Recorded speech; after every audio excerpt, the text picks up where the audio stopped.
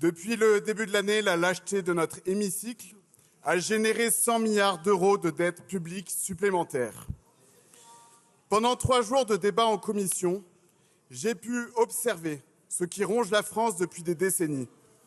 J'ai compris l'inquiétude de ceux qui ne croient plus en notre capacité à redresser nos finances publiques et la colère des Français contraints de choisir entre se soigner, nourrir leur famille ou payer leurs impôts.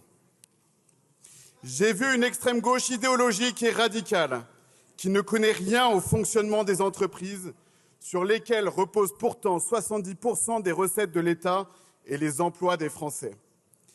Vous ne comprenez pas, vous ne connaissez pas, mais vous voulez tout contrôler.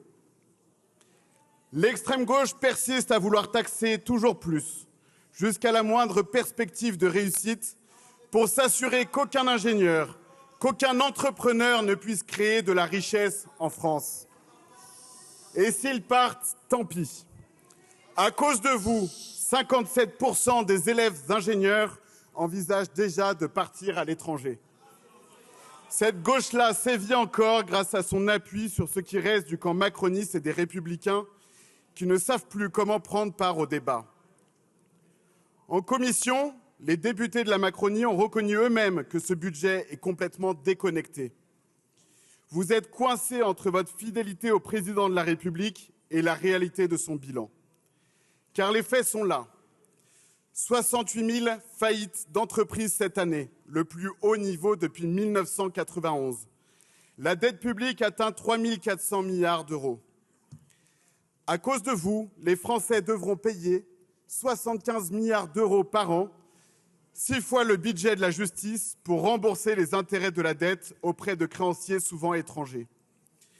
Vous avez entraîné le pays dans une chute vertigineuse. Vous avez perdu le contrôle. Au lieu d'assumer vos responsabilités, vous persistez. Aujourd'hui, vous nous proposez fièrement d'alourdir encore la charge fiscale de 14 milliards d'euros supplémentaires.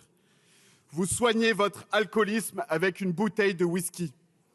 Malgré tout, certains s'obstinent encore à attaquer l'alliance de l'UDR et du Rassemblement national, trop libérale pour les uns, trop sociale pour les autres. Hypocrite que vous êtes. Car nous sommes les seuls qui ne sommes pas comptables de la situation dramatique dans laquelle se trouve la France et ses finances publiques. Le groupe UDR est fier de compter 75% de députés issus du secteur privé, dont 13% sont des chefs d'entreprise. Nous savons ce que signifie créer, embaucher, produire et donc enrichir la nation. Nous savons que trop d'impôts tue l'impôt, que les prélèvements étouffent la croissance et l'emploi, et que chaque euro de taxes supplémentaires se répercute toujours sur les ménages les plus modestes et les classes moyennes. Nous nous opposerons systématiquement au poison mortel que représentent ces impôts pour notre économie. Nous défendrons la baisse des impôts sur la production et sur le travail, ceux qui pèsent directement sur le pouvoir d'achat, comme les cotisations étudiantes et les impôts de succession, ces taxes sur la mort qui empêchent les Français de transmettre leur réussite et provoquent la revente des entreprises familiales à des fonds étrangers, elles qui sont pourtant essentielles à notre économie.